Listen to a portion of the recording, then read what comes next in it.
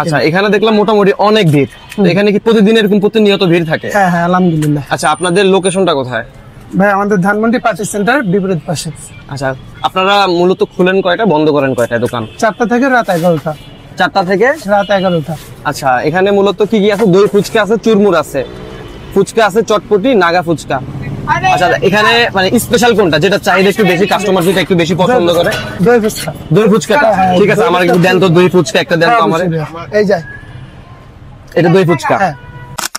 আজকে চলে এসেছি ধানমন্ডি পার্টি সেন্টারের পাশেই, যেখানে পার্টি না হোক, দই ফুচকা আর চটপটি খাওয়ার ধুম পড়ে গেছে। 16 বছর ধরে জমজমাট চলছে তাকুয়া ফুড কর্নার।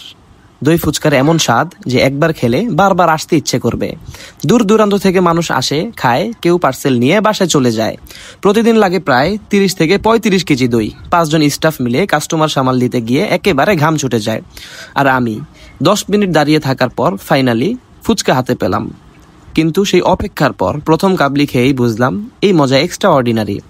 ভাই, ফুচকা প্রেমী হলে এখানে একবার না খেয়ে যাওয়াই পাপ।